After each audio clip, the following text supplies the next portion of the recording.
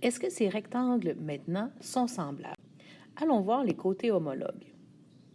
Est-ce que ce côté-ci, qui est le côté homologue à celui-ci, nous permet de faire une proportion grâce à ces deux côtés homologues-ci? Pour vérifier s'il s'agit d'une proportion, je vous propose d'émettre toutes les deux sur des taux unitaires, en faisant ici 3 divisé par 4,5 et pour l'autre fraction, 5 divisé par 7,5. Puisque dans les deux cas, on obtient 0,6 périodique, on peut dire que les côtés homologues forment bien une proportion.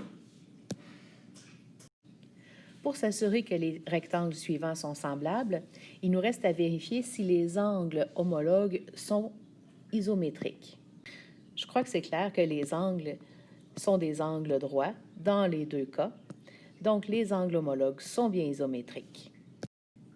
Il nous reste à écrire la réponse. Oui, les rectangles sont bien semblables parce que les côtés homologues sont proportionnels et parce que leurs angles homologues sont isométriques. Deuxième exemple. On nous dit déjà que les hexagones présentés sont semblables. Donc, leurs côtés homologues vont faire une proportion et leurs angles homologues sont isométriques.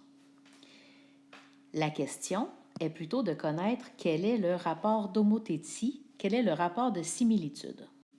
On a une formule pour le rapport d'homothétie qu'on représente par la lettre K. La formule nous demande de faire la division entre la mesure d'un côté image et la mesure d'un côté initial. Pour cet exemple-ci, je vous propose de prendre comme côté image le côté A'B' et de prendre la mesure de son côté homologue, la mesure du côté AB. Écrivant cette formule-là avec les nombres qui nous sont donnés, on obtient 2,5 sur 6,25, ce qui donne 0,4. La question pertinente à se poser, c'est celle de savoir est-ce que le nombre obtenu a du sens? Est-ce que ça a du sens que mon rapport d'homothétie soit de 0,4? Est-ce que c'est logique, lorsque je pars d'un hexagone et que je m'en vais vers un autre qui est plus petit, que mon rapport d'homothétie soit de 0,4? Absolument. Si mon rapport d'homothétie était de 1, le format ne changerait pas. S'il était plus grand que 1, le format augmenterait. Étant donné que mon rapport d'homothétie est entre 0 et 1, ça va amener une diminution. Ma réponse a donc bien de l'allure. Dernière question, quelle est la mesure manquante? Dans la formule du rapport d'homothétie, on a la mesure d'un côté image et la mesure d'un côté initial.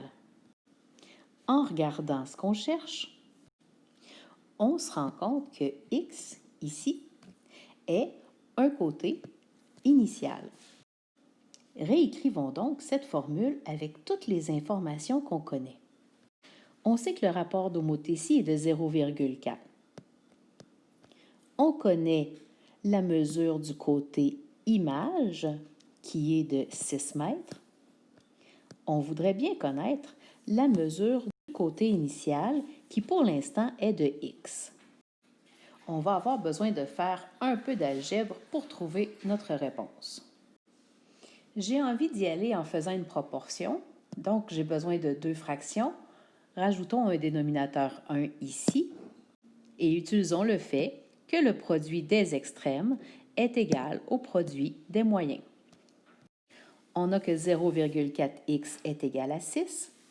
En divisant par le coefficient de chaque côté, on obtient que x est égal à 15 mètres.